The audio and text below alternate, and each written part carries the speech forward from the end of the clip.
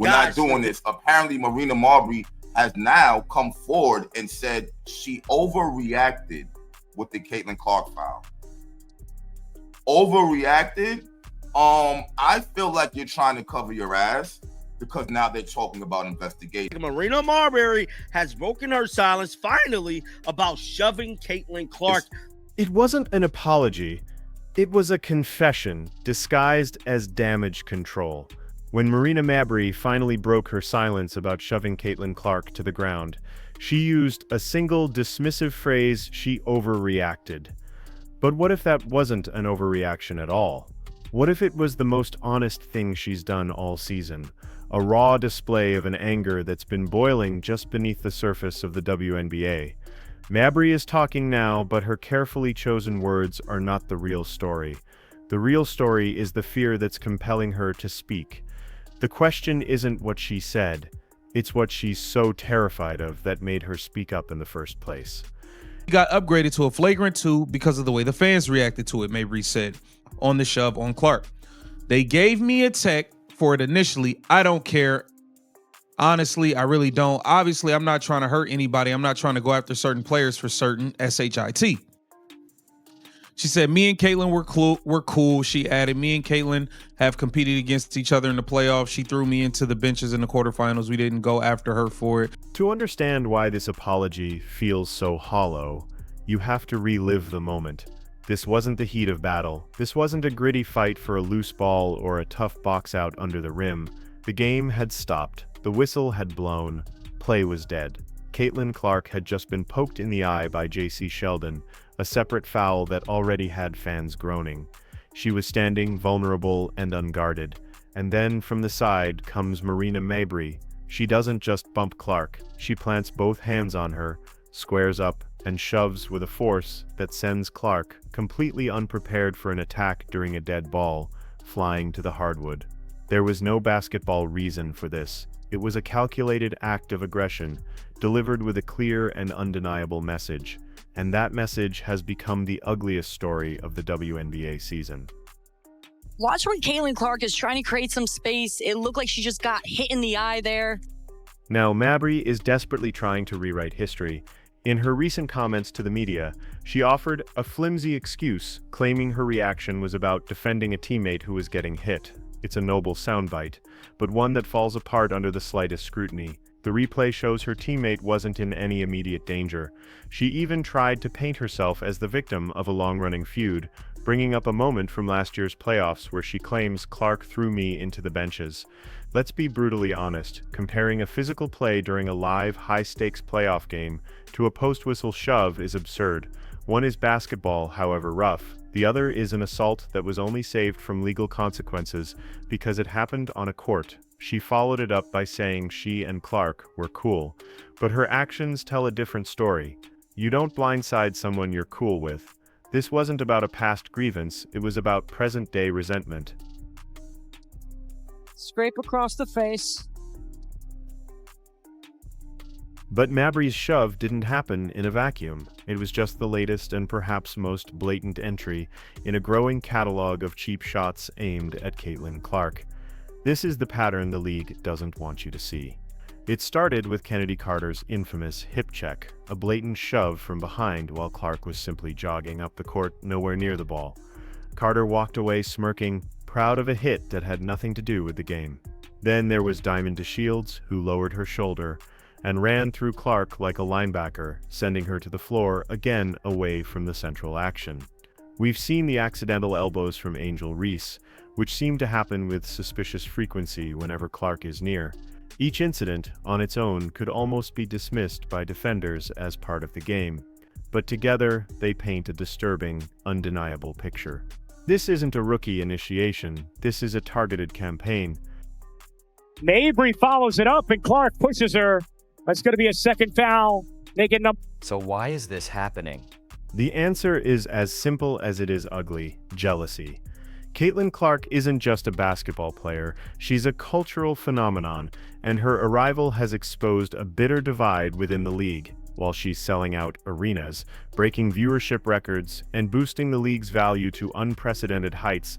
Some veterans are watching from the sidelines, furious that a rookie is getting all the shine. Clark's trading card recently sold for over $300,000. Her jersey became the top-selling jersey for any player in any sport shortly after the draft. She is, without a doubt, the single most valuable asset the WNBA has ever had. And for a certain faction of players who feel they've paid their dues, that success is not a rising tide lifting all boats. It's a spotlight they feel has been stolen from them, and they're willing to use any means necessary to knock her down a peg. This incredible inability to deal with the facts and to state the obvious. It is astounding to me how Kathy Engelbert doesn't come out after the Marina Mabrey hit and say that's unacceptable. The refs got it wrong. Okay, should have been kicked out then. You weren't, but now I'm going to kick you out. You're suspended for another game or two. That's just unacceptable behavior for someone who's so important to the league or to any player, right? They can't do that. They seem paralyzed. This is where the conversation gets serious, moving beyond sports talk and into something much darker. The Wall Street Journal and other major outlets have started using a specific legal term to describe what's happening to Clark, a hostile work environment. Think about it. If you went to your office job and a coworker, angry about your recent promotion, shoved you into the water cooler, they would be fired on the spot. You might even press charges for assault. Yet in the WNBA, when it happens to Clark, it's dismissed as physicality or part of the game. It's not. The consistent, off-ball, and intentional nature of these hits constitutes a form of workplace harassment.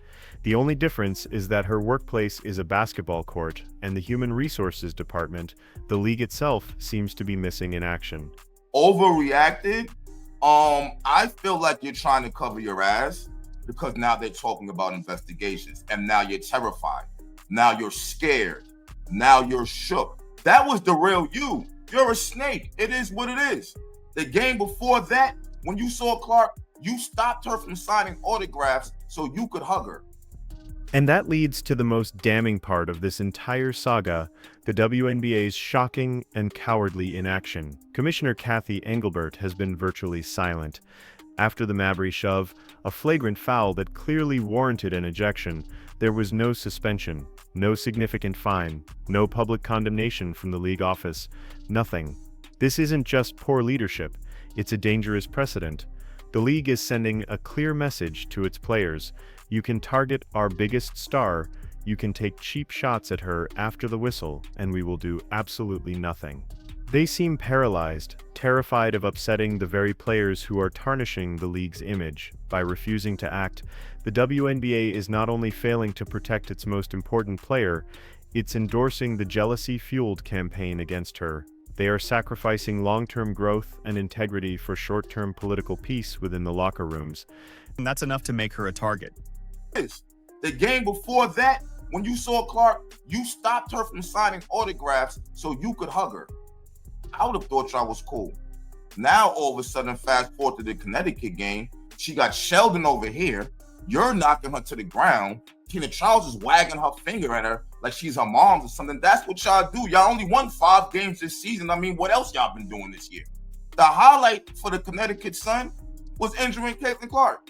But while the league office sat on its hands, Clark's teammates decided they had seen enough.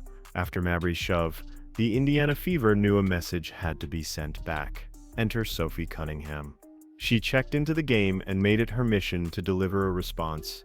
Later, she delivered a hard foul that was physical, aggressive, and undeniably intentional, but there was a critical difference. Cunningham's hit happened during the flow of the game. It was a hard screen, a basketball play designed to send a message within the rules of engagement. It was an answer, not an ambush. This is the code of sports. You protect your own. The Fever's retaliation highlights the hypocrisy of Mabry's actions. One was an enforcer applying pressure during live play. The other was a cheap shot on an unsuspecting player after the whistle had blown. One is considered tough basketball, the other is just dirty.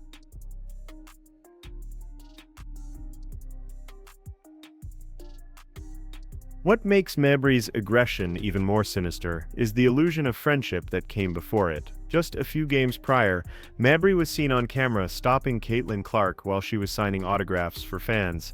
But she didn't stop her to confront her. She stopped her to give her a warm, friendly hug. They laughed. They embraced. To anyone watching, they looked like friends, or at least respectful competitors. This is the moment that exposes the deep-seated hypocrisy at play. How do you go from hugging someone weak to shoving them to the ground the next? It reveals a two-faced nature that is far more disturbing than simple on-court rivalry. It suggests the smile was a mask, and the shove was the truth. This wasn't a heat-of-the-moment reaction. It was the result of a resentment that had been festering behind a fake smile all along. If you think this toxic atmosphere is just speculation, you haven't been listening to the players themselves. Lexi Brown, a player for the Los Angeles Sparks, admitted on her own podcast that the environment for rookies last year was incredibly toxic.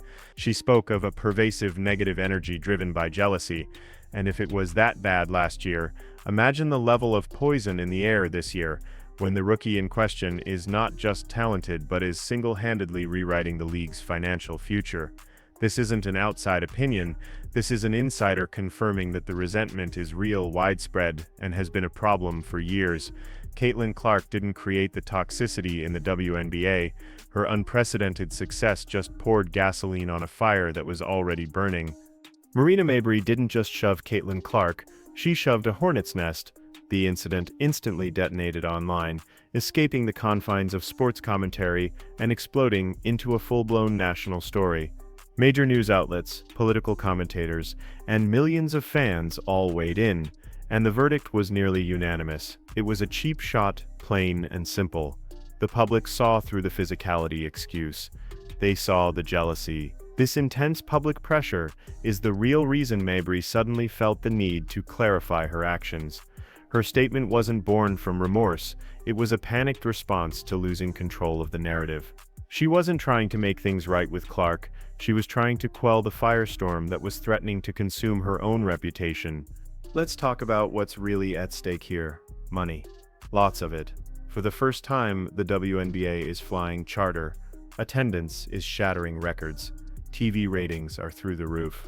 This isn't a coincidence, it's the Caitlin Clark effect. She is the golden goose. And every time a player takes a cheap shot at her, they are not just attacking a rival, they are threatening the league's financial future. What happens to the sold-out arenas and the massive TV deals if the main attraction is on the bench with a serious injury from a senseless off-ball foul? The players engaging in this behavior are not just unprofessional, they are short-sighted, actively jeopardizing the very prosperity they claim they deserve. The league's failure to protect Clark isn't just a moral failing, it's catastrophic business malpractice. Amidst all this chaos, the one person who has remained remarkably composed is Caitlin Clark herself. While others are making excuses on podcasts or taking veiled shots on social media, Clark has said almost nothing. She hasn't demanded apologies. She hasn't publicly condemned her attackers.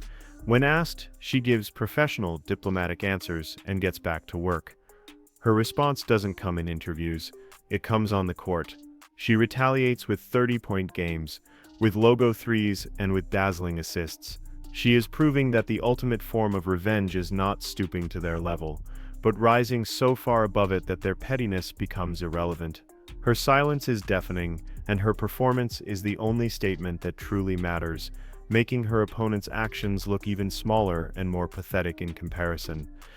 Which brings us back to Marina Mabrey and her pathetic attempt at an apology. She isn't sorry she did it, she's sorry it became part of a bigger, undeniable narrative. She's sorry that her shove became Exhibit A in the case against the league's toxic culture. Her "I've overreacted" is a desperate plea to make the story go away, because she knows she's been exposed. But the story isn't going away. Caitlin Clark's injury is healing, and she will be back on that court soon. And when she returns, every single game, especially against Chicago or Connecticut, will be under a microscope. Every hard foul will be replayed. Every off-ball bump will be scrutinized.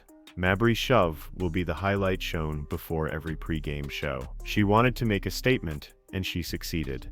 She's now infamous, forever linked to one of the most unsportsmanlike acts of the season. Her legacy won't be her stats, it will be that shove. So was her statement a genuine moment of regret? Or was it the panicked confession of someone who realizes they've revealed too much and is now desperately trying to outrun the consequences?